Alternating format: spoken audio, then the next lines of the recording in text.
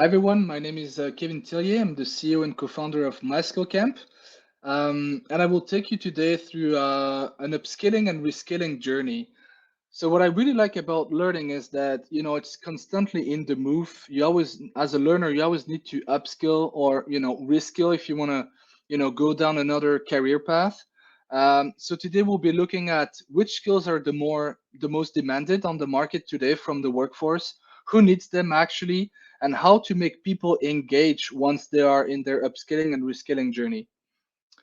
So as I was just telling you, I'm CEO and co-founder of myskillcamp. myskillcamp is a Belgian HR tech startup. We focus on building adaptive learning experiences through our online learning platform.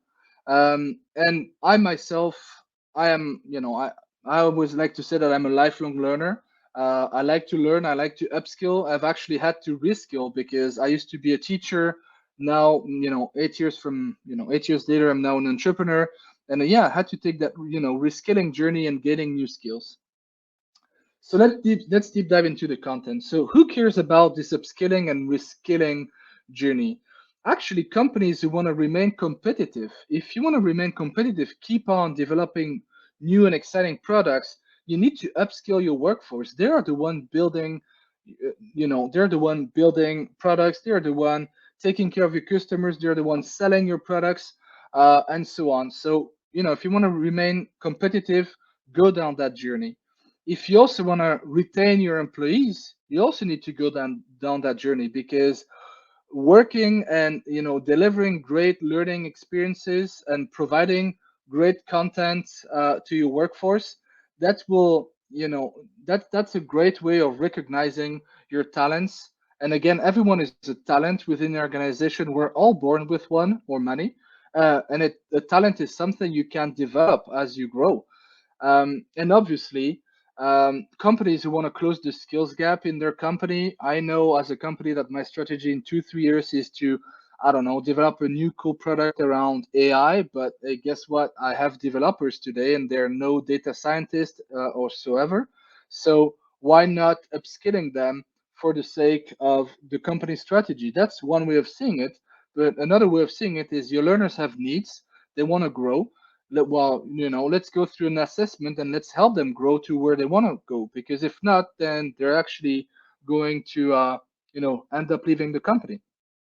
So why you should consider it, well, basically for companies fighting against, to stay ahead of the curve, trying to hold on to their best talent, struggling to fill key positions. Yeah, definitely. Filling key positions, a way to fill them in is to actually take some employees who have the potential or the core skills already, and to upskill or reskill them. And obviously learners, they need to understand that they have to play, if they want to stay relevant, they need to take their career in their hands. They're the owner of their career path. Boost the workplace performance, we'll talk about it. But definitely, if you want a company to stay performant, you need to develop those capabilities that your learners have, to make sure that you remain competitive, and that they can help you fill in and contribute to the company's growth. The technology, why? Well, because technology is definitely here and there since a very long time. The workforce, but also companies, have understood that everyone needs to be aware of what's going on. NFTs, cryptocurrency, etc. We It's not just about a new technology around AI or big data. It's really about um, technology we can use in our everyday lives, and how technology helps automate job as well, or tasks.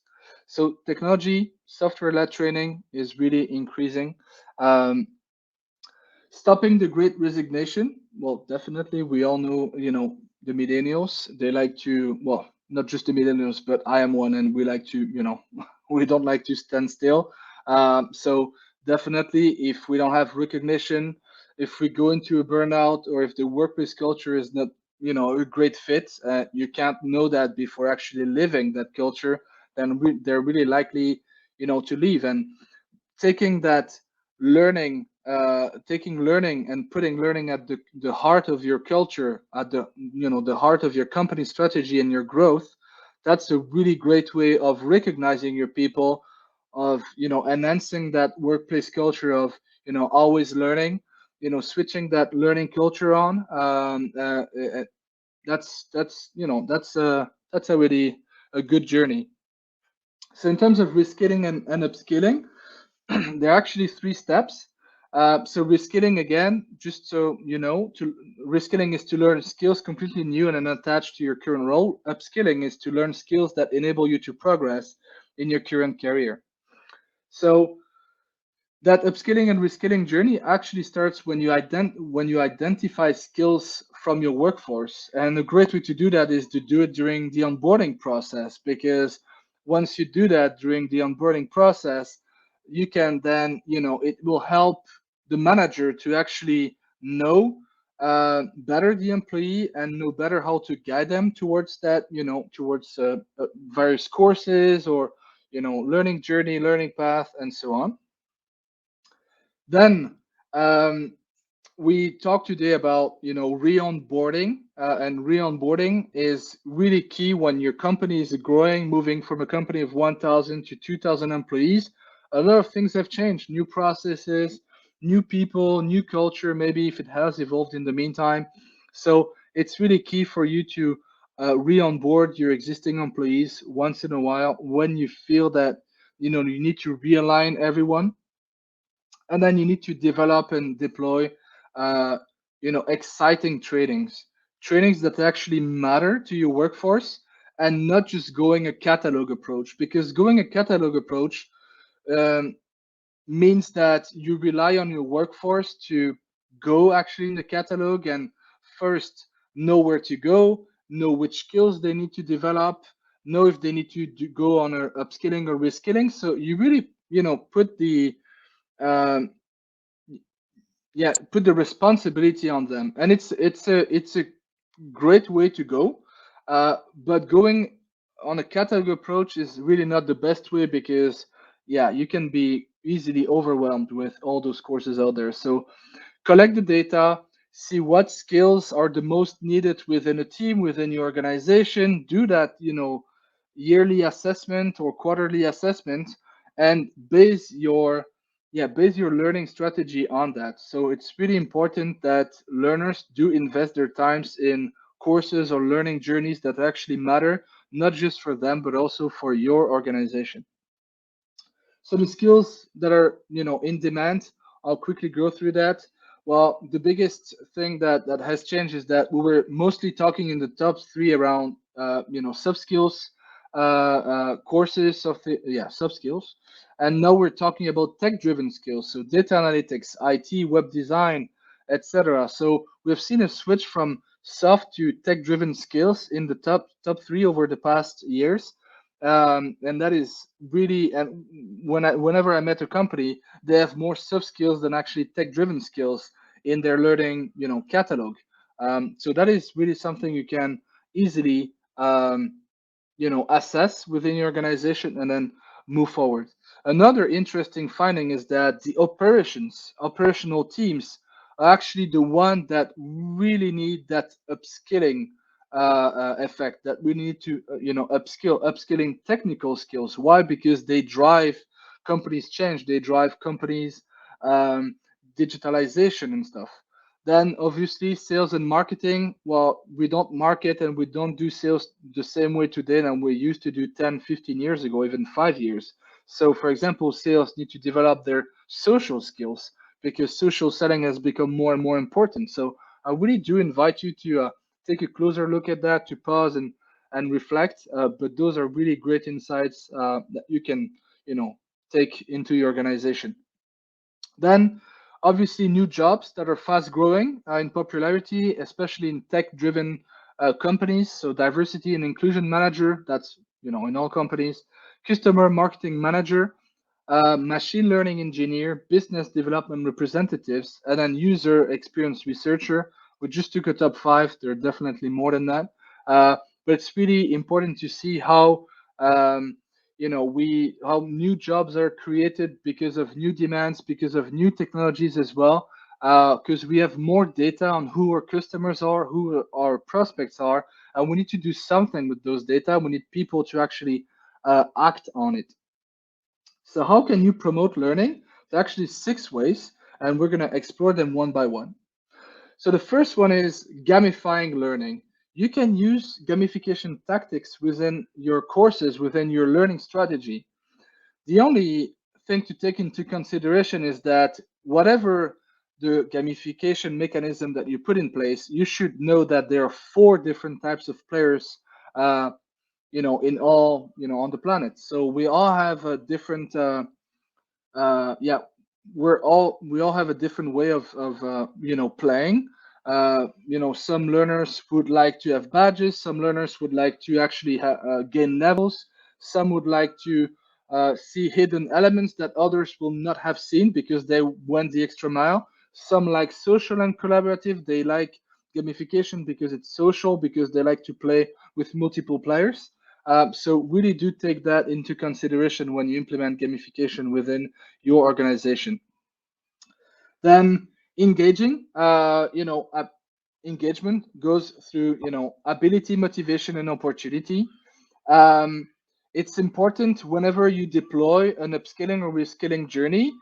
Can an employee do a task? You need to measure. Are they able, measuring their ability, motivation? Do they want to do a task? So through the learning journey, you should also be able to trigger the learners who are less motivated and most motivated. And then you should give them the opportunity to actually put into action what they have learned. Are they given the chance to do the task on the job?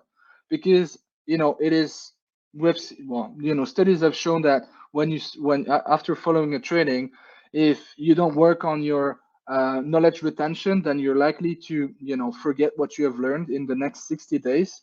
So it's really important that learner can connect what they have learned to their day-to-day job.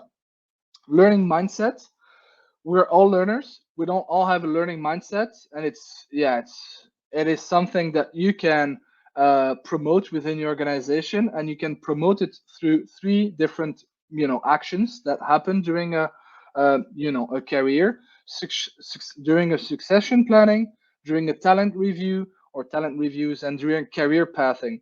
So use those 3 different moments to really explain the why to the learner. Why are you on this upskilling journey? Why are you on this reskilling journey?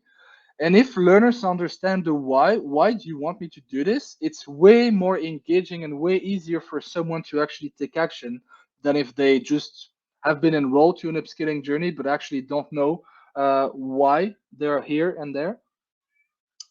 Personalization, we talk a lot about big data, adaptive learning, AI, and it's true. Today, technology can enable you as an organization to bring more personalization within your learning journey. Instead of putting 100 managers in a leadership upskilling journey all together, taking the same courses, well, guess what? They all have different levels. There may be some juniors, mediums, seniors, and they're more likely to be super engaged if they take a different path than their colleagues sitting next to them because they don't have the same skills level. So assessing and personalizing the learning journey is really important, and it's not just about personalizing the content, but also like I wrote here, like personalizing emails, etc., and analyzing and understanding who your audience is super important. Making the time, just going to go through those 3 little figures here. 68% of employees prefer to learn at work, 50% of employees prefer to learn at their own pace, and 49% of employees prefer to learn at the point of need, meaning that you need to find a strategy to make sure that your workforce can learn whenever they want, on the job if needed, and whenever they decide to take a learning action, they can actually do it. So moving through micro learning courses instead of 16-hour courses is an idea. And schedule courses also is great. Putting that in the agenda is also a great way moving forward. In terms of e-learning, well, yeah, best way to touch your entire audience is through e-learning. And e-learning doesn't mean that you're learning alone, all by yourself, without any personalization. No, it can be social, can be collaborative, can be personalized. So I really invite you to take to apply e-learning whenever possible. Online onboarding, offboarding, online courses from providers who are renowned in on the market. Building online assessment as well, because as a learner, well, you want to assess your skills before you can be guided towards one or another course.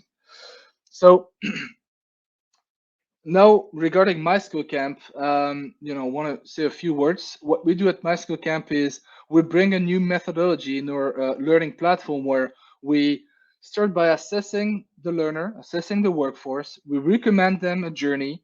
They take that journey with multiple steps, multiple assessments if needed, and then we help them apply what they have learned on the job by going through knowledge retention program. So helping them really retain what they have learned. It's really a great way of taking the learner through a complete journey of understanding the why am I here? Why am I seeing this course? Okay, I get it. I'm learning. I'm gaining new skills. I'm upskilling. I'm reskilling, and I can measure that. And then helping me retain and actually apply what I've learned is really, really extremely important. And then we've also built a marketplace because obviously the content already exists. So we have about 300,000 online courses all under one roof that you can find. You can use them to build learning journeys with your own existing content and with off-the-shelf content. And most important for large organizations is that the process that you have seen here, we can bring it within your LMS. So we have plugins where you can actually bring adaptive learning experience, so that personalization experience with assessment and recommendation with your own content and with content that we can push through that. So thanks again for listening. Hope you all enjoyed it. And yeah, let's turn that learning culture on.